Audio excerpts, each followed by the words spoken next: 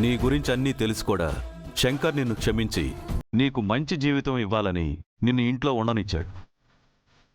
కానీ నువ్వు శంకర్కే తీరని ద్రోహం చేశావు. అతని మంచితనం, ఆర్యవర్ధనగా అతను చేసిన పుణ్యమే ఇవాళ తనని కాపాడింది. నీలాంటి చీడ పొరుగుని శంకర్ దగ్గరికి చేరనివ్వకుండా ఉండాల్సింది. అప్పుడు తనకి ఈ పరిస్థితి వచ్చేదే కాదు. అందుకే చెప్తున్నా, నేను మెడబట్టి గెంటేయక ముందే మర్యాదగా బయటికి పో.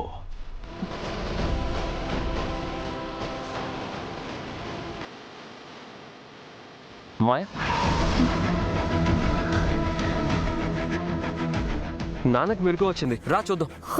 అవునా అబ్బాయి? ఐఎమ్ వెరీ హ్యాపీ అబ్బాయి. జెండే సార్తో కూడా అదే డిస్కస్ చేస్తున్నాను. ఇప్పుడు జెండే సార్ అదే చెప్పారు. ఆ హ్యాపీనెస్ షేర్ చేసుకుంటున్నాం.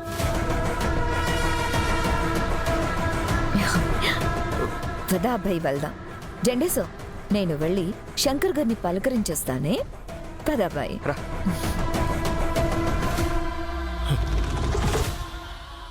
ఏంటి సార్ ఇది? అబ్బాయి బాబుకి నిజం చెప్పలేం.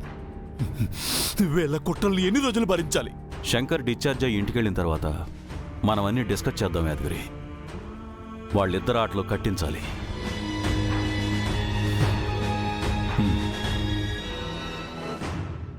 ఏంటక్కి నువ్వు మరీను నాకేదో అయిపోతుందనే భయంతో ట్రిప్ క్యాన్సిల్ చేసుకుని వచ్చేస్తావా? మరి మీకు ఇలా జరిగిందని వీళ్ళందరూ నాకొక్క మాట కూడా చెప్పలేదు. నాకు మనసంతా అలజడిగా అనిపించి వచ్చేసాను. అయినా అక్కీకి మీరందరూ ఎక్కడుంటే అక్కడే సంతోషం. తను మీ గురించి టెన్షన్ పడుతుంటే ఏదో సెంటిమెంట్ ఫీల్ అవుతుంది అనుకున్నాను. బట్ మీకిలా జరిగింది అని తెలిసేసరికి హ్యూమన్ కనెక్షన్స్ ఎలా ఉంటాయా అని చాలా వండర్గా అనిపించింది. మనసుకు దగ్గరైన వాళ్ళకి మన వాళ్ళకి ఏదైనా అయితే అలా తెలిసిపోతుందంతే. మీరేంటి నా కోసం పూజలు పునస్కారాలు అన్నీ చేశారా? దేవుణ్ణి కూడా భయపెట్టేస్తుంటారండి. అందుకే నేను బతికి బయటపడిపోయాను. మీరు ఇలా గలగలా మాట్లాడకుండా అలా స్పృహ లేకుండా పడుంటే నేను చూడలేకపోయానండి. నాకు తెలుసు గౌరీ గారు, అందుకే నేను ఎప్పుడు లోడా వాగుతూ ఉంటా. అరే మాయొచ్చింది, అందరూ కనిపించారు, నువ్వు లేవేంటి? కొంపదీసి నా మీద మర్డర్ అటెంప్ట్ చేసినందుకు మీ అన్నయ్యని చంపడానికి వెళ్ళావేమో అనుకున్నాను. మీరు రికవర్ అవ్వడం నాకు చాలా సంతోషంగా ఉంది శంకర్ గారు.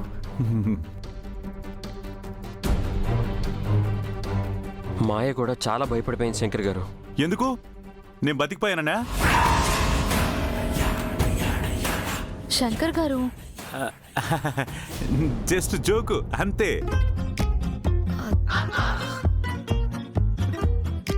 అవును, అది సరే. ఇంతకీ డిశ్చార్జ్ ఎప్పుడు? ఇంకో 4 రోజులైనా హాస్పిటల్లోనే ఉండాలంటండి. ఇంకా 4 రోజులా? దేవుడా! జెండే సార్, జెండే సార్. శంకర్, ఏమైంది శంకర్? సార్, నన్ను వెంటనే డిశ్చార్జ్ చేయిస్తారా, లేకపోతే ఈ విండో దూకి పారిపోమంటారా? సార్, మీకు రెస్ట్ చాలా అవసరం. మీరు ఇక్కడ ఉండటమే మంచిది. ఊరుకో బాబాయ్. పని పాట లేకుండా ఖాళీగా కూర్చొని ఇలా పడుకోవడం అంటే మన వల్ల కాదు. నన్ను అడిగితే అంతకు మించిన రోగం మరొకటి ఉండదు. అదిగా శంకర్. సార్, ఇక్కడే ఉంటే పేషెంట్ అన్న ఫీల్తో ఇంకా పేషెంట్ అయిపోతా. నాకంత పేషెన్స్ లేదు స్వామి. రే బ్రదర్స్, ప్లీజ్ రా, పదంరా వెళ్దాం. అన్నయ్య. శంకర్, అట్లీస్ట్ నీకు కాస్త స్టామినా వచ్చే వరకైనా. సార్, బలం అంటే మెడిసిన్స్ వల్ల వచ్చేది కాదు సార్. నాకంటూ నా కోసం ప్రాణాలు ఇచ్చే వాళ్ళు ఉన్నారన్న నమ్మకమే నా బలం సార్.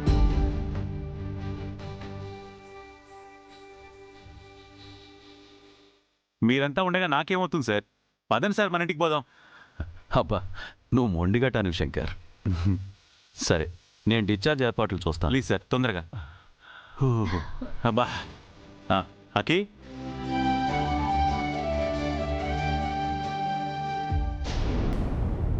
ఇప్పుడు ఇవన్నీ ఎందుకు గౌరీ గారు?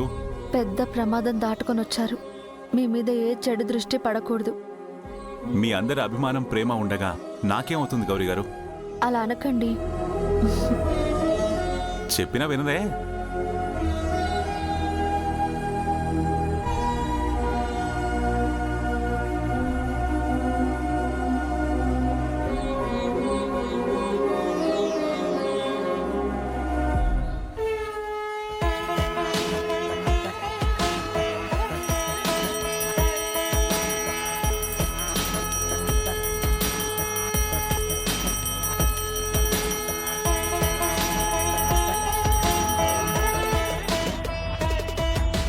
హర హర మహాదేవ శంభో శంకర. మరణాన్ని జయించి మృత్యుంజయుడివై తిరిగొచ్చావు. ఆ శివయ్య దీవెనలు నీకెప్పుడూ ఉంటాయి. సంధ్య, శంకర్ గారిని లోపలికి తీసుకువెళ్ళు. నేను జంగమయ్యకి భిక్ష వేసొస్తాను. శంకర్ గారు, మీరు వెళ్ళండి. పదనే.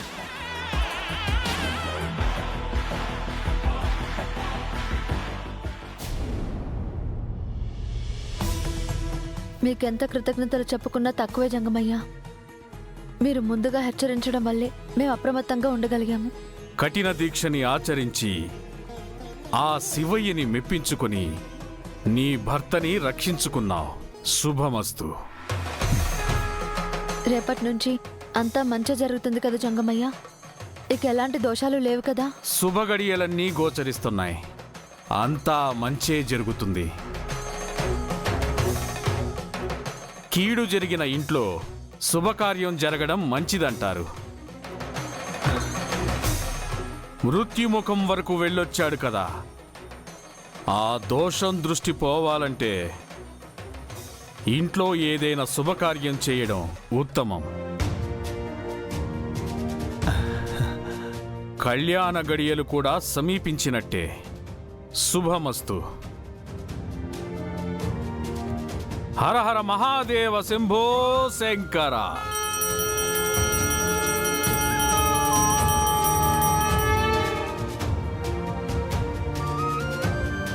ఈ ఇంట్లో శుభకార్యం అంటే అకీపాప పెళ్ళైపోయింది కాబట్టి ఇక అభయ్ బాబు పెళ్ళే. యాదగిరి, వాళ్ళకంటే ముందు గౌరీ శంకర్ల పెళ్లి జరగాలి కదా. అవును కదా, అనురాధ ఆర్యవర్ధన్లంటే భార్యాభర్తలను ఫిక్స్ అయిపోయాను. అది గత జన్మలో కదండి. ఈ జన్మలో గౌరీ శంకర్లు, వీరికి ఇంకా వివాహం కాలేదనే విషయమే మర్చిపోయాను సుమండి. అయితే వెంటనే సార్కి మేడంకి పెళ్లి జరిపించేద్దామండి. ఏమంటావను? మీ శ్రీవారిని నువ్వే ఒప్పించుకోవాలి మరి. అంటే సార్, అది చెల్లెళ్ళ పెళ్ళిళ్ళు అయిపోయాక మా పెళ్లి గురించి మాట్లాడాలి అనుకున్నాను. భలేవారే మేడం, వాళ్ళకి పెళ్లి చెయ్యాలి అంటే ముందు మీరు పెళ్లి చేసుకోవాలి కదా. అవునను, శంకర్ దగ్గర చిన్నగా మీ పెళ్లి టాపిక్ నువ్వే తీసుకురావాలి. సార్, ఇప్పుడే వద్దు. ఇవాళే కదా డిశ్చార్జ్ అయ్యి వచ్చారు. కాస్త కోలుకున్నాక మాట్లాడదాం. అదేంటను, జంగమయ్య త్వరలో శుభకార్యం జరగాలంటున్నారు కదా, ఆలస్యం చేస్తే ఎలా? అయితే అభయ్ పెళ్ళే జరిపిద్దాం సార్.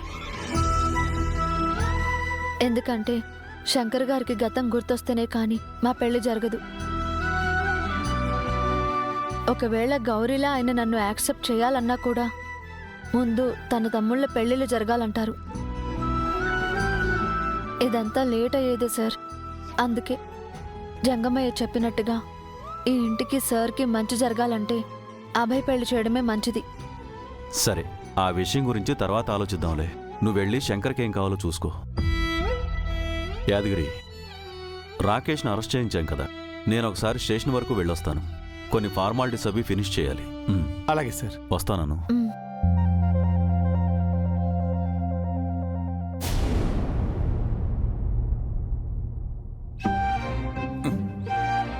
అసలు పాము కరవడం ఏంటో, హాస్పిటల్కి తీసుకెళ్ళడం ఏంటో, ట్రీట్మెంట్ చేయించడం ఏంటో, డిశ్చార్జ్ చేయడం ఏంటో, గ్రాండ్ వెల్కమ్ ఏంటో అంతా అలా ఫాస్ట్ ఫార్వర్డ్లో జరిగిపోయింది. అవును, ఇంతకీ ఆ రాకేష్ గారు ఎక్కడా? వాడిని ఫ్రెండ్ అరెస్ట్ చేయించారు శంకర్ గారు. ఎన్నిసార్లు వాడికి బుద్ధి చెప్పినా లాభం లేకుండా పోయింది. అందుకే ఫ్రెండ్ ప్లాన్ చేసి మరీ వాడిని అరెస్ట్ చేయించారు. వాడికి అలా జరగాల్సిందే. లేదంటే ఇంట్లో అటాక్ చేసిందే కాకుండా హాస్పిటల్లో కూడా మిమ్మల్ని చంపబోయాడు. అవునా? మరి ఎలా అడ్డుకున్నారు? జెండే సారు మీ బ్రదర్సే మిమ్మల్ని కాపాడారు శంకర్ గారు. జెండే సార్కి నాకు ఏ జన్మలోనో రుణం ఉందనుకుంటా. అందుకే ఈ జన్మలో ఇలా తీర్చుకుంటున్నాం.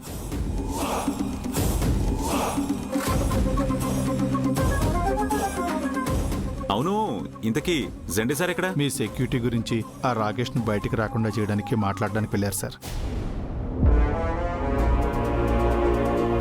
బాబాయ్, జెండే సార్కి కాల్ చేసి రాకేష్ని విడిపించమని చెప్పండి.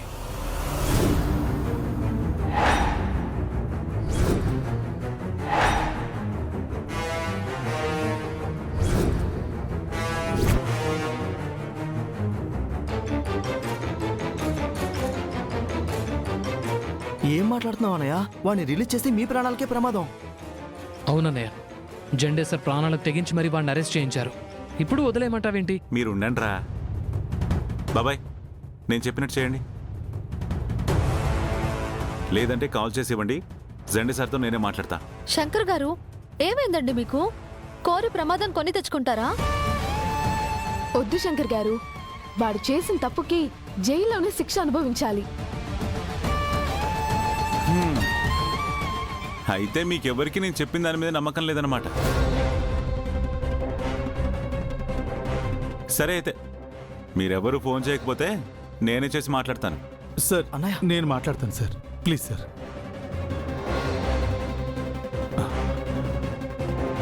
Hello, Jende sir.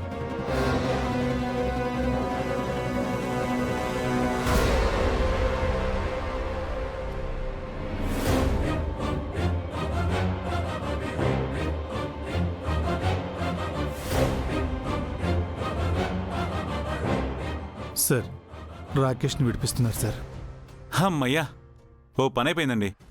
మాయా, ఇప్పుడు నువ్వు హ్యాపీయే కదా? హ? నాకు అది నేను మాయా, రాకేష్ మంచోడైనా చెడ్డోడైనా నీకు సొంత అన్న.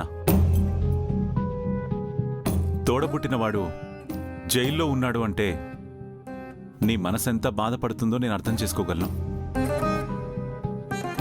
అందుకే తనని విడిపించమని చెప్పాను.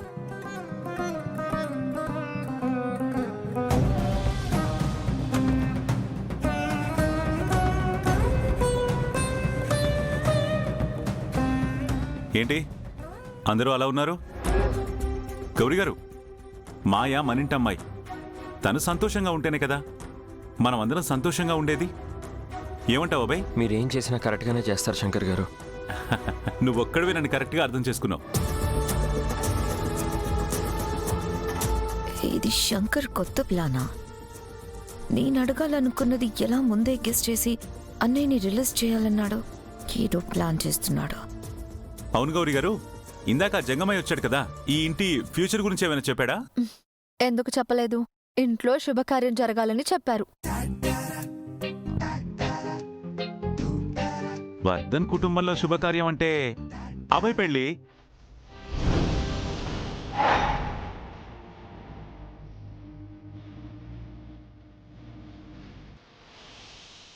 ఓ పని చేద్దాం, మంచి ముహూర్తం చూసుకుని బాజా భజంత్రులు మోగించేద్దాం. ఏమంటావు అబ్బాయి?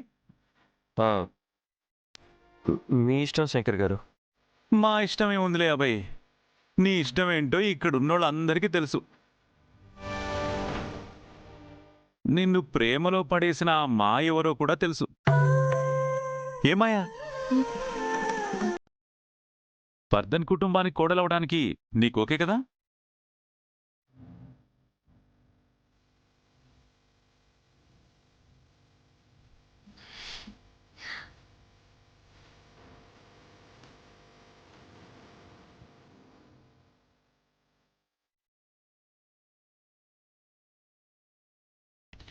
అబ్బాయి, నువ్వేం టెన్షన్ పడకు. తను అలా సైలెంట్గా వెళ్ళిపోయిందంటే మౌనం అర్ధాంగీకారం అని. త్వరలోనే నీ పెళ్లి జరిపించేస్తాం. గౌరీ గారు, మనం అక్కి పెళ్లి దగ్గరుండి ఎంత బాగా జరిపించామో ఈ పెళ్లి కూడా అలాగే జరిపించాలి. ఏమంటారు? మనం కాక ఇంకెవరు చేస్తారు? మనమే చెయ్యాలి. అది మన బాధ్యత. బాబా, ఈ కోఆపరేషన్ చూస్తుంటే తెగ ఆనందం వేసేస్తుంది అనుకోండి. గౌరీ గారు, అన్ని విషయాల్లోనూ ఇలాగే కోఆపరేట్ చేయొచ్చు కదా. అంటే అదే మా తమ్ముళ్ళ పెళ్లి విషయంలో కూడా అని. మీరు హాస్పిటల్ నుంచి డిశ్చార్జ్ అయ్యి వచ్చారు. మీకు రెస్ట్ కావాలి, పదండి. మీకు నచ్చని విషయం ఉంటే కోఆపరేషన్ కాదు ఆపరేషన్ చేసేస్తారు. పదండి.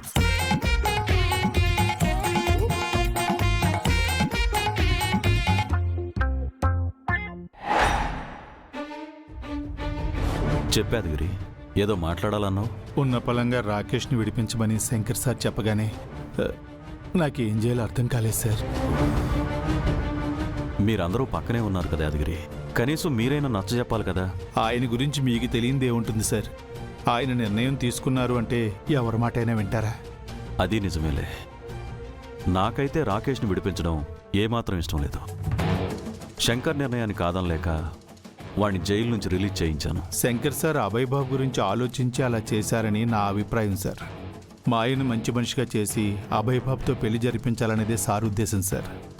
ఆ నిర్ణయం తప్పని నా ఉద్దేశం నాన్న.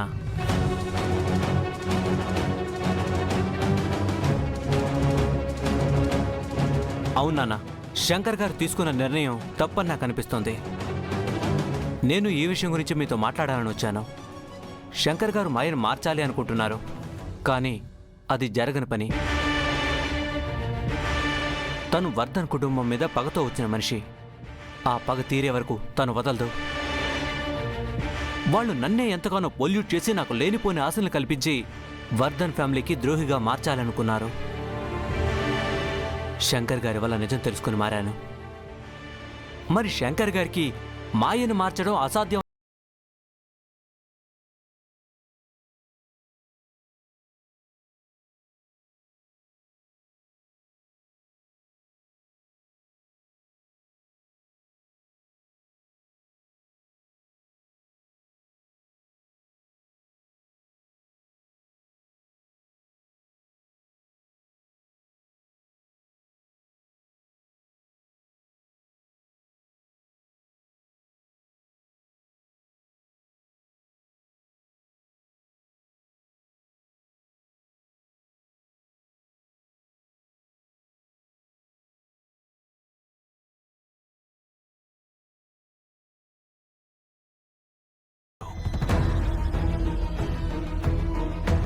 తను అనుకున్నది సాధించే వరకు తన ప్రయత్నం మాత్రం మానుకోడు.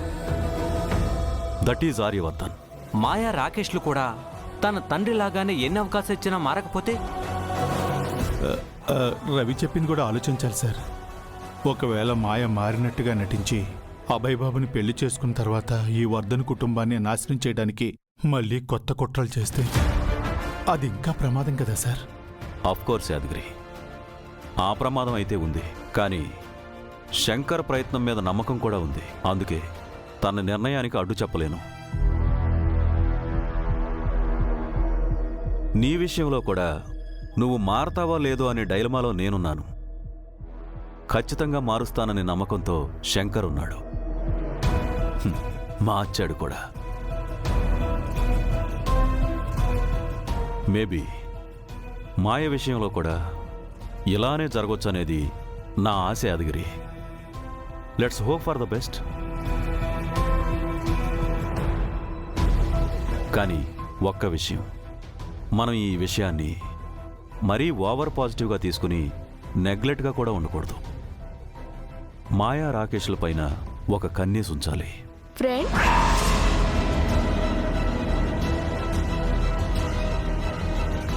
ఏమైంది ఫ్రెండ్? మీరంతా ఇంత సీరియస్ గా ఏమని డిస్కస్ చేస్తున్నారు? ఏం లేదమ్మా, నథింగ్. లేదు ఫ్రెండ్, మాయా రాకేష్ మీద కన్నేసి ఉంచాలంటున్నారు కదా, దేనికి? ఏం లేదక్కి, అభయ్కి మాయకి పెళ్ళనుకుంటున్నాం కదా. ఈ విషయం రాకేష్కి తెలిస్తే కోపంలో మాయనేమన్నా చేసే ప్రమాదం ఉంది కదా. అందుకే ఇద్దరిని గమనిస్తూ ఉండాలి అంటున్నాను. అది నిజమే. రాకేష్ అలాంటి దుర్మార్గుడే. జాగ్రత్తగా ఉండాలి. మాయాని పెళ్లి చేసుకోవడం అన్నయ్యకి ప్రమాదం అనిపించినా కూడా వాళ్ళ పెళ్లి గురించి ఆలోచించి కాంప్రమైజ్ అవ్వాల్సి వచ్చింది. నాకు కూడా ఆ టెన్షన్ అయితే ఉంది. ఎందుకమ్మా, మేమంతా ఉన్నాం కదా, మేము చూసుకుంటాంలే.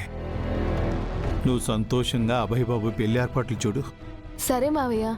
సరే సరే, అందరూ రండి, భోంచేద్దాం.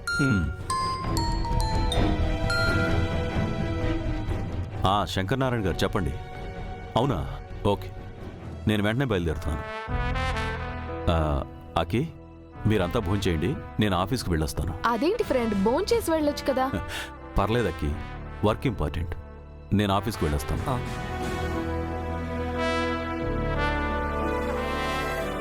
మావయ్య మీరు రండి, భోంచేద్దాం. శంకర్ సార్కి టాబ్లెట్స్ ఇచ్చే టైం అయింది, నేను వెళ్ళి ఇచ్చేసి వస్తాను, మీరు వెళ్ళండి. అలాగే నాన్న, పదక్కి.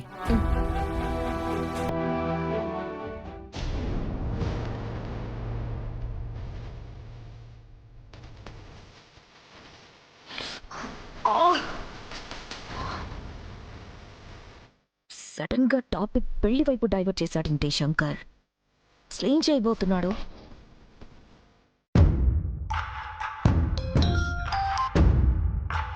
హలో అన్నయ్య. మాయా, చెప్పు. Thank you so much. నువ్వేం చేసావో నాకు తెలియదు, కానీ నేను జైలు నుంచి రిలీజ్ అయ్యాను. నన్ను అక్కడే ఎన్కౌంటర్ చేసినా చేసేస్తారని భయపడ్డాను. అలాంటి టైంలో భలే ప్లాంట్గా నన్ను రిలీజ్ చేయించావు. అబ్బాయి దగ్గర సెంటిమెంట్ డ్రామా ఏమైనా ప్లే చేసావా? లేదు, ఆ శంకర్ ఏదో కొత్త డ్రామా స్టార్ట్ చేశాడన్నయ్య. అంటే నిన్ను విడిపించడానికి నేనేం చేయాలా అని, అబ్బాయిని ఎలా కూల్ చేయాలా అని ఆలోచిస్తూ ఉంటే సడన్ గా శంకరే తనకి తానుగా వచ్చి నిన్ను రిలీజ్ చేయమని చెప్పాడన్నయ్య.